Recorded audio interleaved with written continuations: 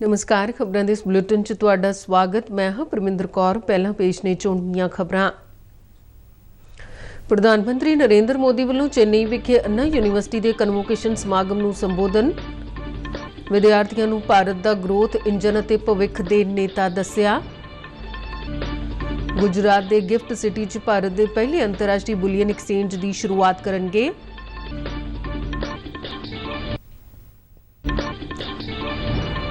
नवीं राष्ट्रीय सिक्ख्या नीति 2020 की दूजी वरेगंढ अज। केंद्रीय गृह मंत्री अमित शाह सिक्ख्या खेत्र में कई नवीं पहलकदमियां की शुरुआत करनगे।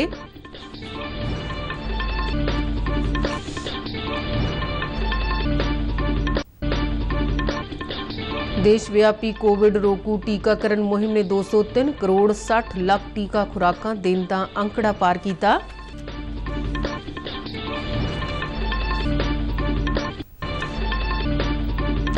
दी राष्ट्रमंडल खेडां की बर्मिंघम विच शुरुआत। भारत के 213 खिडारी ले रहे ने हिस्सा। राष्ट्रपति और प्रधानमंत्री वालों खिडारियों नूं शुभकामनावां।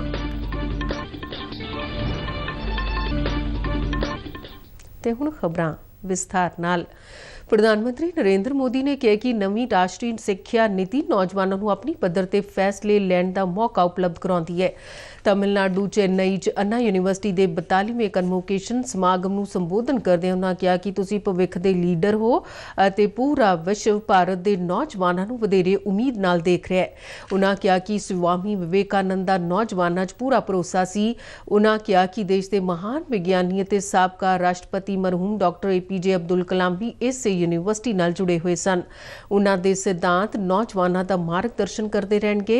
उन्होंने कहा कि अज गरीब तो गरीब व्यक्ति भी तैक्नोलॉजी नूं अपना रहा है। प्रधानमंत्री मोदी ने कहा कि गरीब भी तैक्नोलॉजी नूं अपना रहा है ते छोटे तो छोटा विक्रेता भी डिजिटल अदायगी का इस्तेमाल कर रहा है। PM शक्ति मास्टर योजना देश के बुनियादी ढांचे नूं मजबूत कर रही है। उन्होंने कहा कि अगले 25 साल नौजवानों ते देश लिए बहुत महत्वपूर्ण ने। The whole world is looking at India's youth with hope because you are the growth engines of the country and India is the world's growth engine. It is a great honor. It is also a great responsibility which I am sure you will excel in. प्रधानमंत्री ने विद्यार्थियों को कहा कि नौजवान देश के growth engine ने। प्रधानमंत्री ने कहा कि भारत ने बेहतर तरीके नाल कोरोना महामारी का टाकरा किया है। उन्होंने कहा कि एक मजबूत सरकार भी सारिया चीज़ों ते सारिਆਂ ਨੂੰ कंट्रोल नहीं कर सकदियां।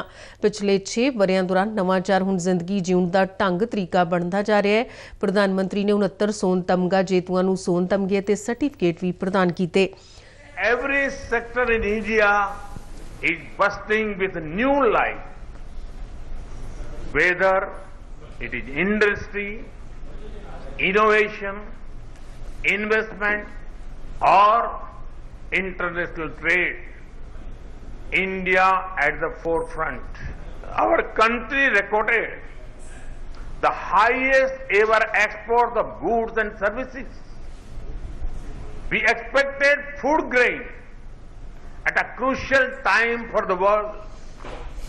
We recently signed a trade deal with UAE to our west and with Australia to our east. India is becoming a vital link in global supply chains. प्रधानमंत्री नरेंद्र मोदी अज गुजरात के गांधीनगर च Gujarat international finance tech city अंतरराष्ट्रीय वित्तीय सेवा केंद्र विच भारत के पहले अंतरराष्ट्रीय बुलियन एक्सचेंज यानी भारत इंटरनेशनल बुलियन की शुरुआत भी करेंगे। इस मौके प्रधानमंत्री राष्ट्रीय वित्तीय सेवा केंद्र अथॉरिटी के हैडकुआटर का नींह पत्थर भी रखणगे। यह सेंटर वित्तीय उत्पादां, वित्तीय सेवावां ते वित्तीय संस्थावां लई भारत विच अंतरराष्ट्रीय वित्तीय सेवावां का एक हिस्सा होवेगा। इस एक्सचेंज के शुरू होने नाल भारत विच सोने के वित्तीयकरण नूं हुलारा मिलेगा। नवीं राष्ट्रीय सिक्ख्या नीति ने आज अपने 2 साल पूरे कर लए ने। केंद्रीय गृह मंत्री अमित शाह इस मौके सिक्ख्या के खेतर नाल संबंधित कई पहलकदमियां की शुरुआत करेंगे। सिक्ख्या ते हुनर विकास ते उद्यमता मंत्री धर्मेंद्र प्रधान भी इस समय मौजूद रहेंगे। अज तो शुरू कीतियां जाण वालियां इन्हां पहलकदमियां च सिक्ख्या ते हुनर विकास वर्टिकल्स के पूरे स्पैक्ट्रम नूं शामिल किया जाएगा, जिस च डिजिटल सिक्ख्या, नवीनता सिक्ख्या ते हुनर विकास, अध्यापक सिखलाई ते मुलांकन वर्गे खेतरां नूं शामिल किया जाएगा। कोचीन शिपयार्ड वालों तैयार किए गए स्वदेशी जंगी बेड़े INS विक्रांत नूं अपने बेड़े च शामिल करन दे नाल ही भारतीय जल सेना ने एक नवा इतिहास रचिया है। विक्रांत दे कमांडिंग अफसर कोमोडोर विद्याधर हरके ते कोचीन शिपयार्ड के चेयरमैन ते प्रबंध निदेशक मधु S नायर ने जहाज़ की सपुर्दगी नाल संबंधित दस्तावेज़ां ते दस्तखत कीते।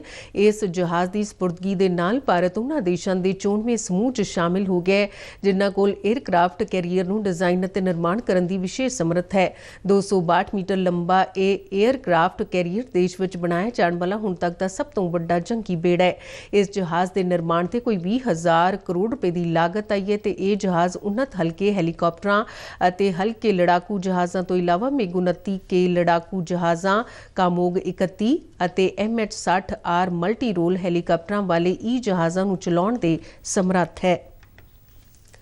कोविड रोको देशव्यापी टीकाकरण मुहिम ने 203 करोड़ 60 लाख तो वध दा आंकड़ा पार कर लिया है। बीते 24 घंटिया दौरान 38,63,000 तो वध टीका खुराकां दित्तियां गईयां ते बीते 24 घंटिया दौरान 20,409 नवे मामले सामने आए ने, जबकि इस समय 22,697 मरीज सेहतयाब होए ने ते हुण तक 4 करोड़ 33 लाख तो वध मरीज सेहतयाब हो चुके हैं। सेहतयाबी की मौजूदा दर 98.48% है। देश च इस वेले कुल 1,93,988 एक्टिव मामले ने। आज राष्ट्रीय बाघ दिवस है। केंद्रीय वातावरण और जंगलात मंत्री भूपेंद्र यादव ने इस मौके पर अपने ट्वीट सुनेहे खुशी प्रगट करदे कहा कि राष्ट्रीय बाघ सुरक्षा अथॉरिटी के यत्नां नाल 2014 तो 2018-19 दरमियान देश में बाघां की गिनती लगभग दुगनी हो गई है। उन्होंने कहा कि देश में टाइगर रिजर्वां की गिनती 9 तो वध के 52 हो गई है। जिक्रयोग है कि बाघां की संभाल बारे जागरूकता च वाधा करने लई 29 जुलाई नूं हर वरे अंतरराष्ट्रीय बाघ दिवस के तौर पर मनाया जाता है। पंजाब विधान सभा के स्पीकर कुलतार सिंह संधवा नूं विश्व वातावरण सुरक्षा दिहाड़े ते कुदरत दीआं सब तो वडमुलियां चीज़ां पानी, हवा ते धरती की साफ सफाई और सुरक्षा का सद्दा दिता है। अपने एक सुनेहे संधवा ने कहा कि सानूं आउण वालियां पीढ़ियां के बेहतर भविख लई वध तो वध रुख लगा के इन्हां कुदरती चीज़ां की सुरक्षा का संकल्प लेना चाहिए है। उन्होंने कहा कि गुरु साहिबानां दे बचनां ते चलदिआं सानूं कुदरती सोमिਆਂ के महत्व नूं समझना चाहिए है। उन्होंने कहा कि पानी, हवा ते धरती ते इन्ना प्रदूषण फैल चुका है कि हर रोज़ नवीं बीमारियां मनुखां ते जीव जंतुओं नूं अपना शिकार बना रही ने।